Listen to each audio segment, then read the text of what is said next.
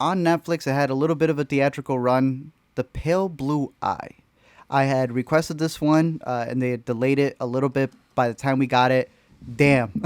I go on Letterboxd to see if everybody else had the same opinion. Yeah, even the people who got it earlier than us. That's why that's why they ended up giving it to us, because nobody was finishing this movie, Zach. This is a film where half of the people I follow on Letterboxd were logging it as an hour in, bro. I have never gotten a push notification from Netflix. It literally hit me with a like ESPN doo-doo-doo. Are you still watching? No. So I asked you, Zach, did you finish The Pale Blue Eye? I did. I somehow got to the end of this. Yeah. I don't know. It's a fairly typical in some ways period detective piece. You know, it's Christian Bale is a guy in a military academy in 1830, and there are a series of mysterious murders around the camp that he's looking into. And in order to be assisted in his investigation, he calls on none other than a young Edgar Allan Poe. What? Surprising to have Edgar Allan Poe as just like a character in this movie. Even more surprising that he's just kind of a silly goose. He's a bit of a silly dude, played by Harry Melling of The Queen's Gambit and Harry Potter fame.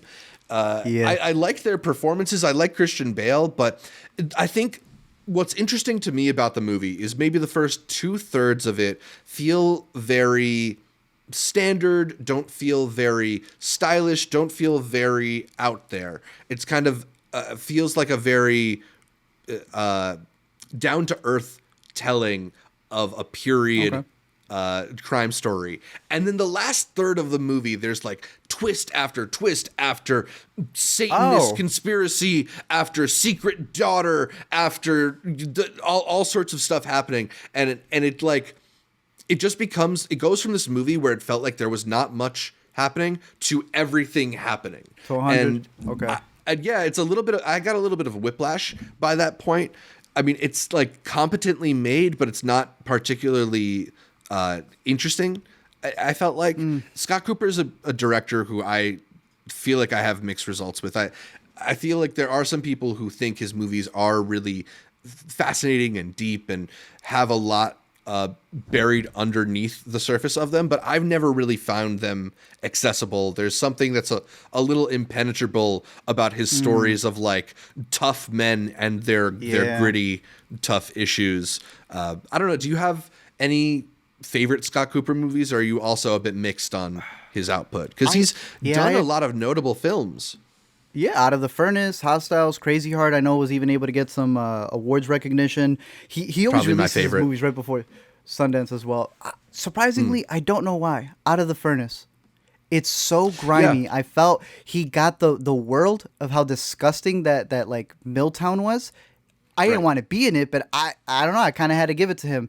I'd probably pick that one. So you're saying I should finish Pale Blue Eye?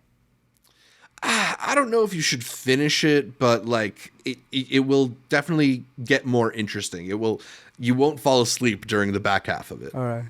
I love how that's the review. Should you watch it? No. Should you finish it? Pale Blue Eye out on Netflix. One of the last releases of the year as it premiered on the platform.